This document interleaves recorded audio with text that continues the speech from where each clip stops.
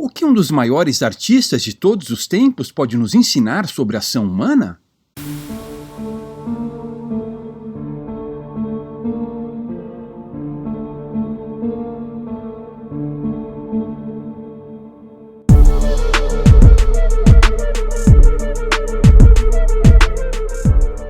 O estudo da ação humana é chamado de praxeologia. Ela nos ensina que agimos de modo intencional para aumentar o nosso bem-estar. Só é possível entender uma ação levando-se em conta as motivações de quem age. Logo, quando discutimos as ações de outra pessoa do ponto de vista econômico, estamos assumindo implicitamente que ela possui opiniões ou aspirações sobre como o mundo deveria se desenvolver, ou seja, que ela tem preferências. Como essas preferências estão relacionadas a uma pessoa específica, a um sujeito, dizemos que elas são subjetivas. Portanto, quando alguém age, ele o faz motivado por suas preferências subjetivas, que não são necessariamente idênticas aos de outros. Mas ele sempre procura aumentar o seu bem-estar, mesmo que, aos nossos olhos, a ação não pareça fazer sentido.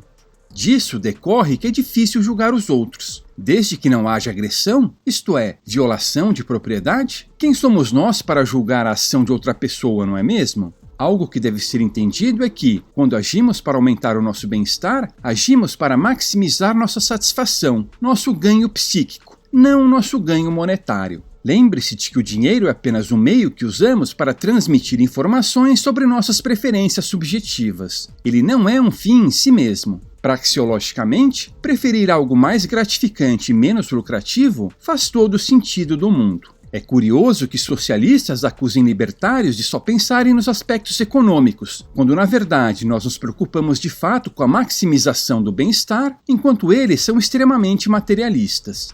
Pois bem, para ilustrar esse ponto do ganho psíquico, vou usar um exemplo improvável, a vida do pintor holandês Vincent van Gogh, um dos mais brilhantes artistas que já pisaram em nosso mundo. Van Gogh não estudou praxeologia ou economia ou filosofia, claro, mas há muito que ele pode nos ensinar sobre tais assuntos. Afinal, bem mais importante do que a educação formal é o aprendizado prático, e ele aprendeu bastante na prática, produzindo e procurando vender obras de arte. Como todos nós, Van Gogh tentava sobreviver neste mundo em que os recursos são escassos, procurando tomar as decisões que achava certas, com o conhecimento imperfeito que tinha. E, como todos nós, ora acertava, ora errava. Mas decisões que não faziam sentido para os que estavam à sua volta eram perfeitamente lógicas para ele. Vincent Willem van Gogh nasceu em 1853, em Zundert, na Holanda. Tradicionalmente, os homens de sua família buscavam carreiras no clero ou no comércio de arte. Seu pai, um pastor, procurou colocar os seus filhos em um bom caminho, mas não pôde apoiá-los financeiramente depois que se tornaram adultos. Aos 20 anos, Van Gogh foi trabalhar com um tio, um próspero negociante de arte. O jovem Vincent se deu bem. Passados alguns poucos meses, ele já ganhava mais do que seu pai. Só que aquilo não o fazia feliz. Embora gostasse de arte, seu interesse não era viver do seu comércio. Não era o que queria para sua vida. A gota d'água foi a recusa de um pedido de casamento à filha da dona da casa em que morava. Assim, aos 22 anos, ele largou a promissora carreira de negociante de arte e foi buscar outra coisa para fazer. Seguindo a outra tradição familiar e incentivado pelo pai, tentou virar pastor. Contudo, não passou na prova de teologia. Depois de uma tentativa frustrada de trabalhar como missionário, acabou voltando para a casa dos pais. Em 1880, após uma sugestão do irmão Theo, Van Gogh começou a desenhar pessoas e paisagens. No mesmo ano, mudou-se para a Bélgica, onde ficou estudando com o renomado artista Willem Roelofs. No ano seguinte, voltou à Holanda, onde continuou aperfeiçoando suas técnicas. Ele pintava compulsivamente. Seu auge foi entre 1885 e 1890, quando, acredita-se, tirou a própria vida. Foi nesse período que pintou quase todos os seus 860 quadros. Em média, ele pintava um quadro a cada 36 horas. Não é verdade que nunca tenha vendido um quadro em vida. Ele vendeu, mas foram poucos e baratos.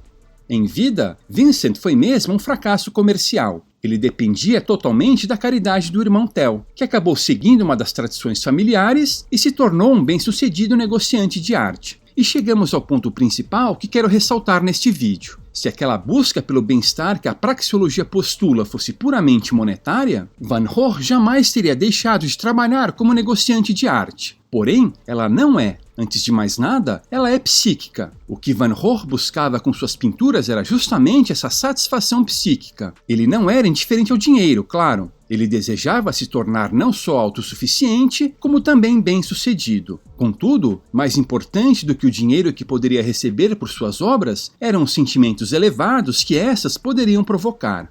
De maneira profética, Van Gogh escreveu: "Eu não posso mudar o fato de que meus quadros não vendem, porém, chegará a hora em que as pessoas perceberão que eles valem mais do que as tintas ali usadas." Cedo ou tarde, imaginava ele com toda a razão, a beleza de suas obras seria reconhecida. Van Gogh acreditava que a maioria das pessoas vivia em uma espécie de prisão mental, que as impedia de se relacionarem profundamente umas com as outras e com o mundo que as cercava. Elas enxergavam esse mundo apenas de uma forma utilitária. Com sua arte, ele buscava abrir as portas dessa prisão. Em termos praxeológicos, podemos entender tal ação como uma tentativa de diminuir a preferência temporal das pessoas, de fazê-las pensar no longo prazo e de fazê-las transcender este nosso mundo material. Alguém pode dizer: foi fácil para ele abrir mão da sua carreira promissora de negociante de arte, tendo o irmão para sustentá-lo.